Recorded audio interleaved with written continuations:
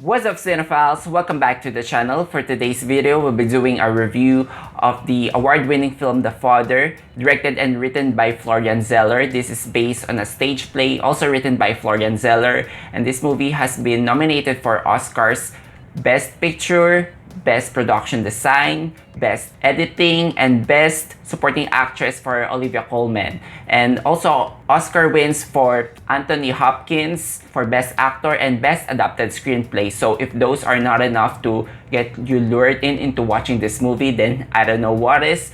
Anyway, this movie is about the story of Anthony, played by Anthony Hopkins, an 80-year-old man who suffers from a dementia. We follow his journey as he goes down the rabbit hole of progressive memory loss along with his daughter, played by Olivia Colman. Now, before we continue with this review, I invite you guys, if you haven't subscribed yet to the channel, why don't you guys do us a favor by hitting that subscribe button? We do weekly reviews of movies and TV shows, and while you're at it, please give this video a like.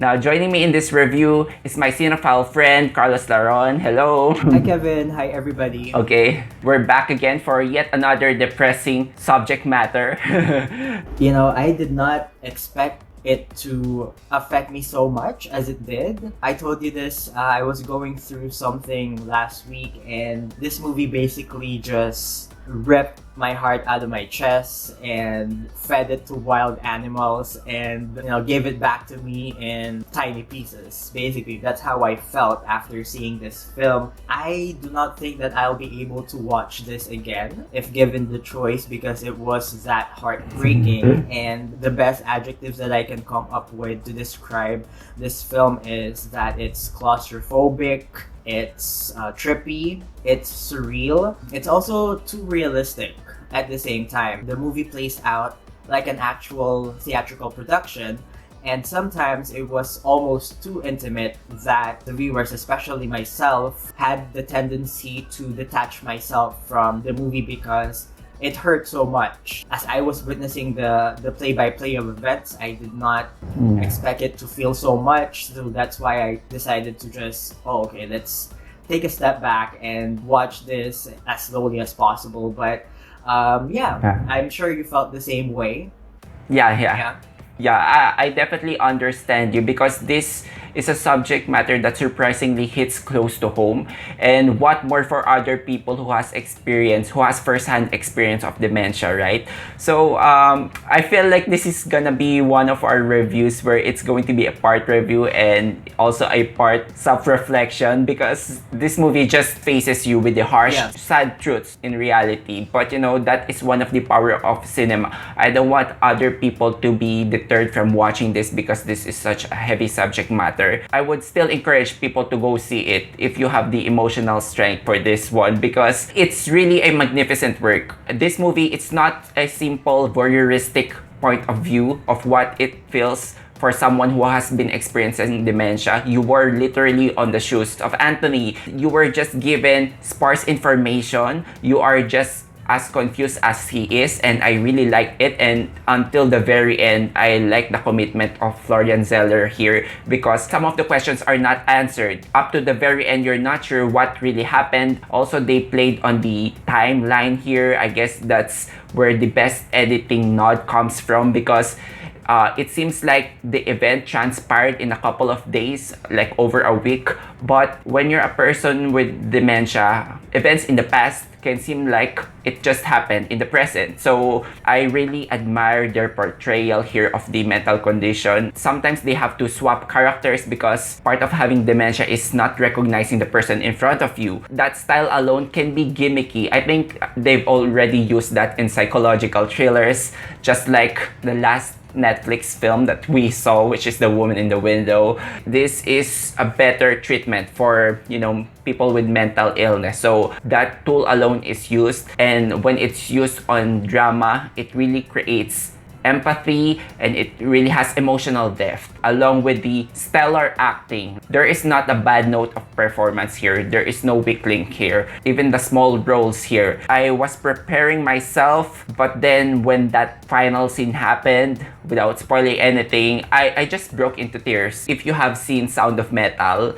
both films are effective in immersing you on what it feels like to be in the shoes of the main character. So by the end, so much profound realizations rush in through you, and you just feel helpless like a child. And I love that the movie never patronized this mental condition, because given to lesser talented hands, this will be treated with much drama, much histrionics, but it pretty much plays like a horror film. Like, this is real life horror, along with that musical score, which they mostly used operatic music, you know? Yeah, I agree pretty much to everything that you said, because your thoughts are part of my notes, and yeah, I couldn't agree more. To circle back, I think it's really the performances that draw me into the movie, and it's really the anchor of this film. Anthony Hopkins, who won at the recently held Academy Awards,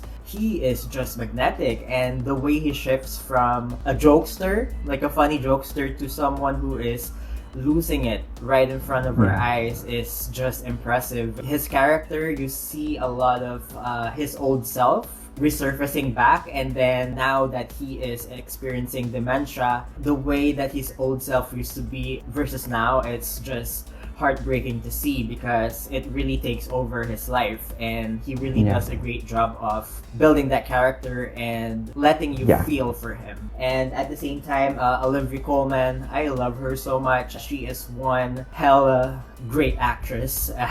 Nothing more I could say about it. Her character and the way that she portrays the pain and the guilt, it's just devastating. And the decisions that she makes, you understand it, but also you're like, why did you do that? Why did you do that? It's really their portrayal that really just made this film so up there for me. You mentioned Sound of Metal. Both films lets us, the viewers, have the chance to have an immersive experience, because it puts us in the shoes of the lead character. Sound of Metal, they use so many devices, and like the storytelling is just next level. And with this one, they mix up the names, the dates, the people, the places, for us to get a feel of what it's truly like to experience his state of being. That to me was an inspired choice, and you know, a lot of people will not get it probably, but I have to say I really dug that point of view. It's terrifying to know that this is the reality for most patients of dementia, and it really just broke me to pieces.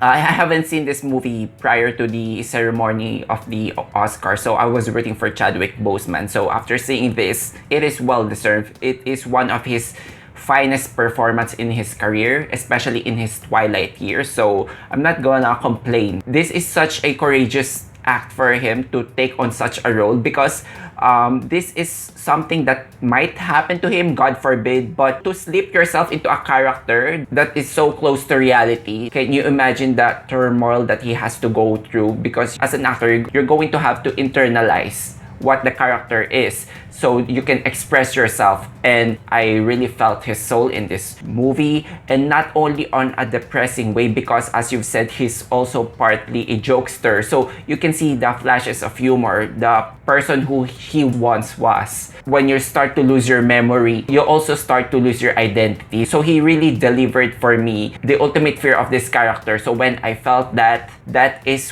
when I started to break down to tears, right? Then Olivia Colman made me realize how someone who has matured has reached a full circle moment in their lives, when now it's their turn to look after their parents. Because in this movie, Anthony does not realize that sometimes he can hurt the feelings of Anne here. To see the long enduring and suffering character of Olivia Colman's and being conflicted, it just gave me another realization, because sometimes you want to achieve things in life, but you are being limited by your family. I think this movie is just relatable in multiple levels. Even though the movie is using mostly simple dialogues and silences, you can really feel the profound realizations that will rush through you. So I think the subject matter is handled with sensitivity and insight. So I was just blown away. I could not add anything more. You said about the score, it was so disorienting in the first few minutes of the film. I already felt that it was going to be a different kind of experience for me, and it proved that it was such. So I have nothing but high praises for this film, if not for the caliber of acting, especially Anthony Hopkins and Olivia Colman. I think they gave a masterclass in acting, and the awards and the nominations that this film had were well deserved. There will come a time in our lives that we will be stepping into a caretaker role, and God forbid this happens to us, but we need to have a whole lot of love and a really great deal of patience when we're doing these things for the people that we love. I'm realizing a lot of things, and this movie helped me to think about the things that I don't usually ponder about. So yeah. And also I want to say that this film taught me how to be kinder, if anything, because we meet people and we do not know what their battles are. This is a 4.5 for me.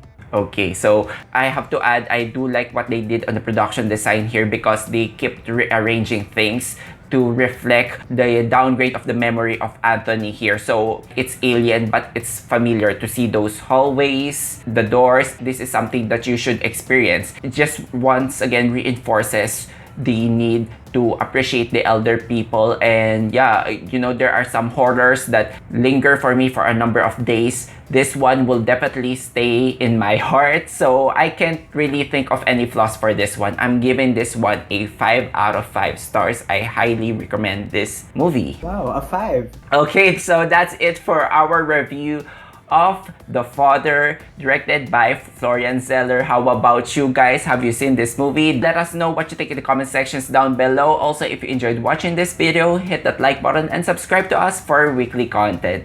Carlos, as always, thank you so much for joining me. Thank you, Kevin. It was fun. Yeah. Thank you so much for watching. Until then, see you on the next one. Bye, guys.